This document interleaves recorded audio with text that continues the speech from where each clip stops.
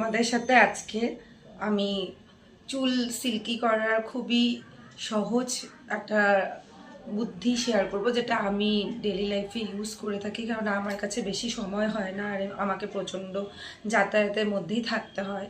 তো আমি বেশি টাইম আমার চুলের মধ্যে দিতে পারি না, আর আমি পার্লার গোয়িং গার্লও না যে আমি ভুরু প্লাকও করি আর কি।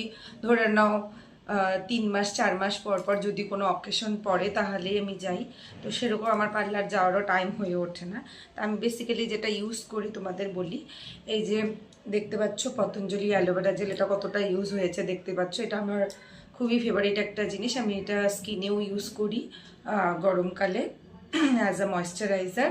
আর এটাকে আমি মাঝে মাঝে শ্যাম্পু করার আগে চুলেও দিয়ে থাকি। যদি আমার চুলটা ভীষণ রাফ মনে হয় তাহলে আমি এটা কিন্তু ইউজ করে থাকি।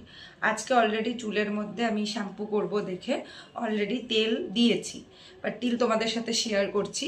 এই দেখে নাও, এটা হচ্ছে প্যারাশুটের কোকোনাট অয়েল। সবাই চেনো, আমাদের একদম ছোট্টবেলার এটা একটা তেল যেটা আমরা সবাই খুব পছন্দ করি। ছোটোবেলার থেকে মায়েরা আমাদেরকে নারকেল তেল দিয়েই বড় করতো।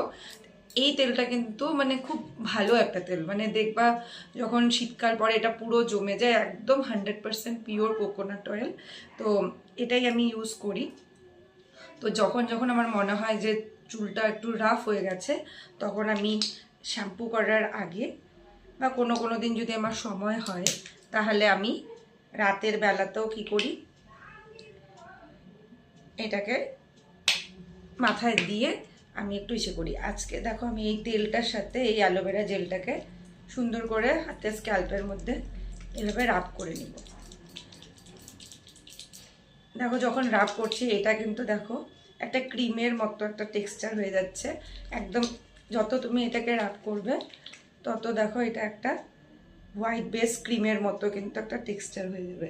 এবার আমার যেহেতু চুলটা ছোট, তো আমি চুলটাকে দুটো পোর্শনে ভাগ করে নিয়ে একটা পোর্শনে এইভাবে আর একটা পোর্শনে এইভাবে।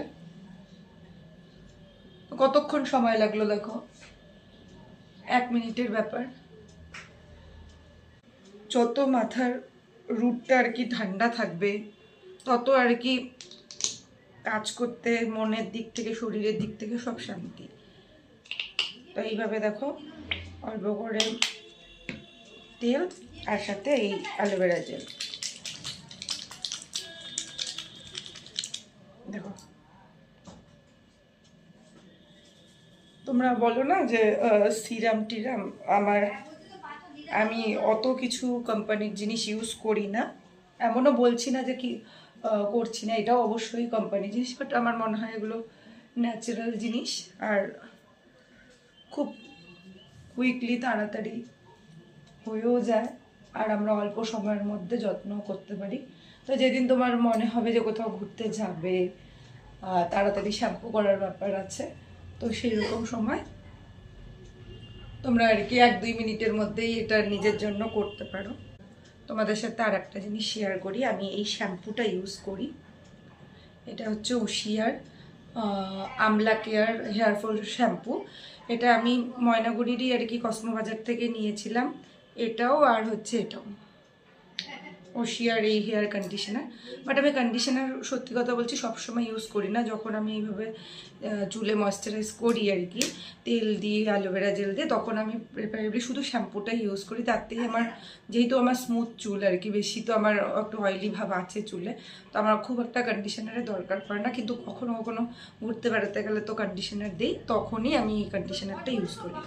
বাকি মানে প্রতি সপ্তাহের যে 2 দিন পর পর শ্যাম্পু করা বা 3 দিন পর পর শ্যাম্পু করা, তখন আমি এই কন্ডিশনার সবসময় ইউজ করি না। এই দেখো এখন চুলে শ্যাম্পু করে নিয়েছি। নাও সি দ্য রেজাল্ট। এই যে দেখো তোমাদের কাছের থেকে দেখাচ্ছি।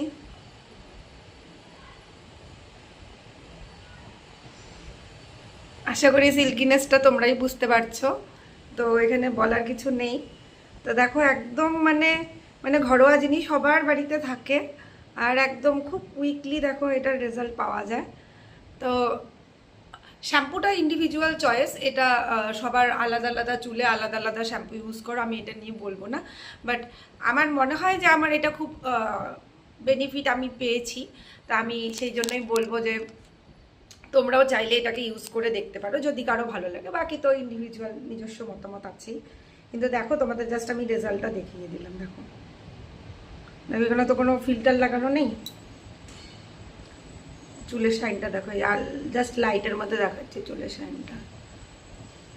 আর আমার চুলে কিন্তু কোনো রকম কোনো মানে পার্লারের কোনো আমি কিছু করাইও না। আমার চুলের মধ্যে কোনো হেয়ার ট্রিটমেন্ট কোনো কিছুই করানো হয় না।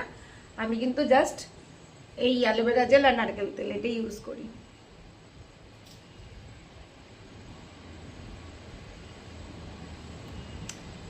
ঠিক আছে, যদি ভালো লাগে অবশ্যই একটা লাইক করে দিও। আর তোমাদের যদি কোনো মতামত থাকে তাহলে অবশ্যই সেটা কমেন্টে জানিও।